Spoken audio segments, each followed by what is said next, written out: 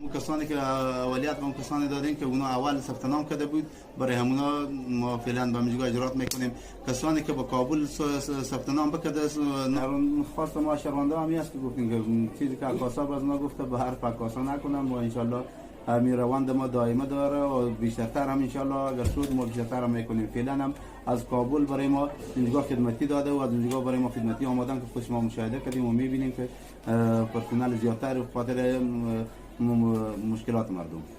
ولی شاید ما شما گفتیم مثل عکاسا که شاید انداخته که به خاطر مفاد خود این هم یک شایعاتی است که کسی گفته یعنی شما مشاهده نتونه کرده که ما اعمال فرم آفلاین حتی بچه‌ها به جلو ما هست که ان شاء الله شما مشاهده نشون میدین که شما ببینید که فرم پرسند هم است و کلان سند هم است به هم.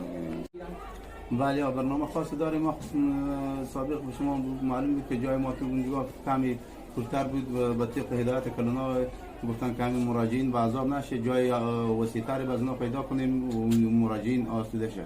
باز از امروز تا صبح خود میدین که نو آمدیم، از صبح انشالله برای مراجعین رای زنها تنها است و برای مردا تنها است و انشالله برای زنها همون طریقه اصولی از نور برابر میکنیم. هر کس به همون اساس نوبت و به همون رو نوبت بیایم باز اجرات میکنیم. الان مدت از اینا دائمی است.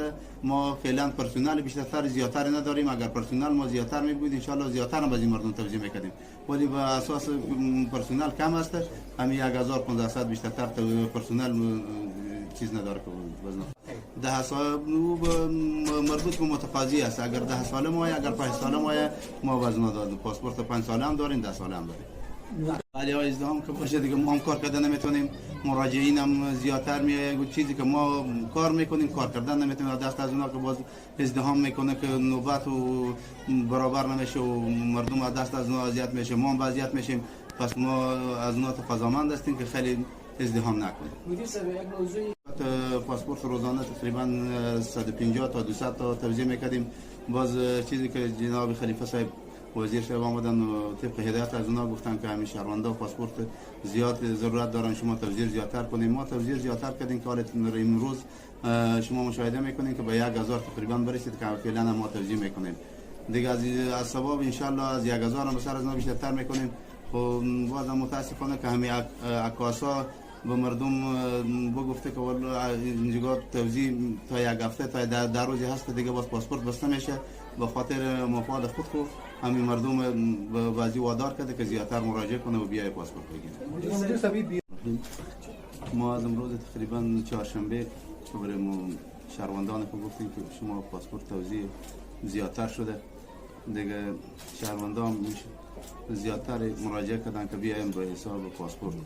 باز از طبق هدایت کلونا ما بعضی اینا گفتن که مردم اینجا آنلاین ثبت نام کرده، بعضی اینا تقریبا به 2 ماه 3 ماه یا 4 ماه نوبت میرسه. شما آفلاین برای از اینا شروع کنین که میشه بعضی مردم ضرورت داشته باشه او باز 3 ماه یا 4 ماه با آفلاین شیشته باشه. پس شما آفلاین شروع کنیم، آنلاین کم کنیم بسر از ما کسانی که مستحق یا ضرورت داره برای از ما اجرات کنیم. باز ما به شهروندان خوب گفتیم که شما بیاییم به شما آفلاین شروع میکنین، آنلاین کم کردیم. دیدیم که شهروندا ازدحام کردن و زیادتر میآین که اینجا خود اینا اذیت میشن.